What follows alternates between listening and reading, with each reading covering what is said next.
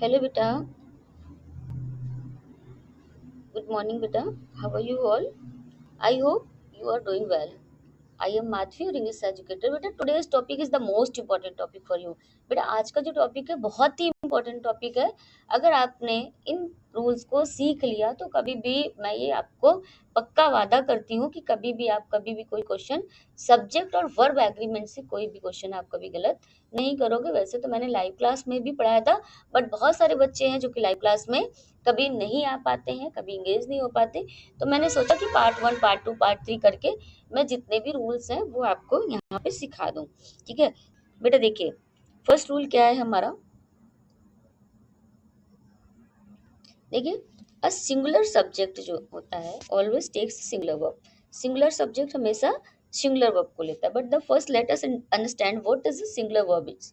ठीक है, सबसे पहले हमें पता करना चाहिए कि सिंगुलर वर्ब होता क्या है।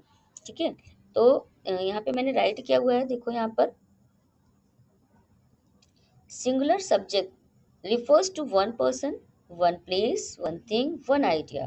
ठीक है, अगर जो सिंगुलर शब्द होता है किसी एक की बात करता है, किसी वन की बात करता है, जैसे वन राम एक हो गया, शी सिंगुलर एक हो गया, बॉय एक हो गया, मदर एक हो गया, दिल्ली एक हो गया, मतलब कि जो भी एक होता है सिंगल होता है, this is called singular. Okay, जैसे all these are the singular subject. ठीक है, नाउ रिमेंबर दिस पॉइंट। ठीक है, ये बहुत इंपॉर्टेंट पॉइंट है, आपको इसको हमेशा याद रखना है कि सिंगुलर वर्ब जो होती है always takes a singular singular subject always takes a singular verb. Clear है?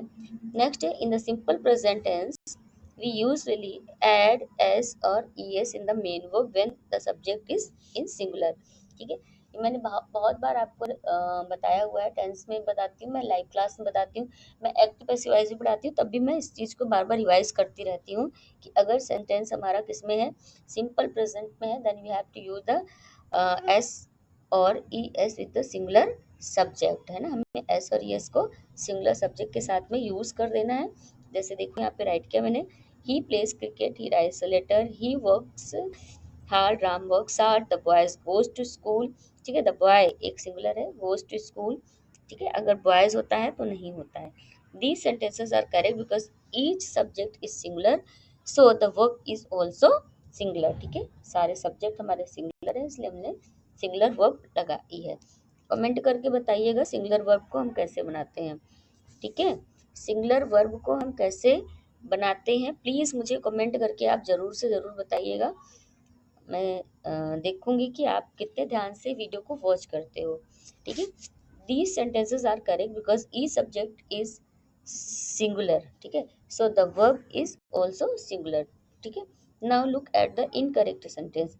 देखिए, अगर यहाँ पे रहता ही प्ले।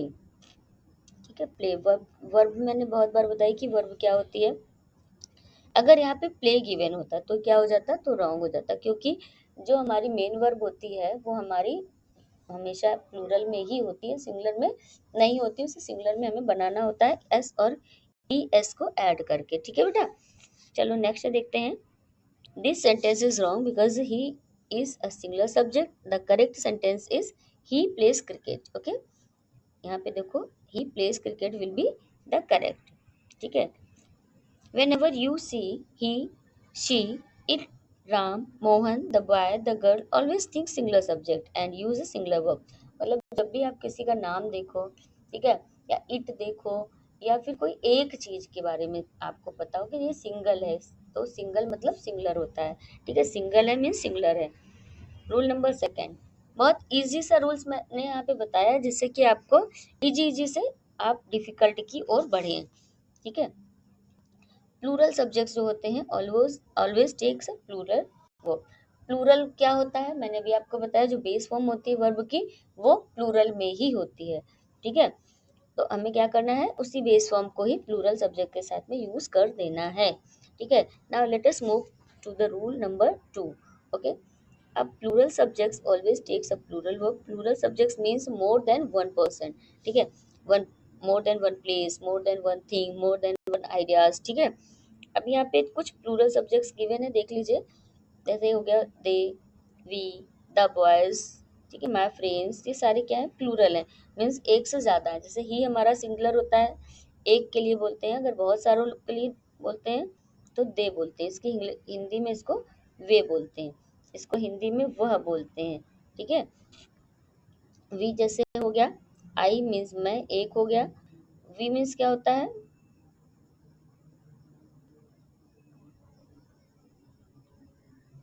वी मीन्स क्या होता है बेटा, हम होता है। ठीक है, अभी देखो, in simple present tense we do not add s or es to the main verb with the plural subject। अगर हमारे पास में सिंपल प्रेजेंट टेंस है तो हम s और es का यूज नहीं करेंगे प्लूरल सब्जेक्ट के साथ में। केवल आप देखो यहाँ पे मैंने स्टार भी करके रखा हुआ है, जिससे आपको अलग से दिखाई पड़े कि हमने कौन सी वर्ब का यूज यहाँ पर किया है। ठीक है बेटा, तो आई होप आपको समझ में आ गया होगा कि सिंगुलर के साथ में क्या यूज करते हैं, प्लूरल के साथ में कौन सी वर्ब का यूज करते हैं। All these sentences are correct because the subject are plural. ठीक है, now look at this incorrect sentence. Incorrect sentence को हम लोग देख लेते हैं। यहाँ पर अगर हमने राइट किया होता दे प्लेस क्रिकेट, तो यहाँ पे जो प्लेस है वो इनकरेक्ट है, इसके प्लेस में आपको प्ले को राइट करना होगा। ठीक है, the correct sentence will be they play cricket. Okay, थोड़ा सा एग्जाम है, remember the simple formula, singular subject is equal to singular verb. Singular subject हमेशा सिंगुलर वर्ब का ही लेती है और प्लूरल सब्जेक्ट हमेशा प्लूरल वर्ब को ही लेते हैं। प्लूरल वर्ब कौन सी होती है बेटा, बेस फॉर्म, जो वर्ब की हमारी बेस फॉर्म होती है वो प्लूरल वर्ब होती है। सिंगुलर क्या होती है, V1 के साथ में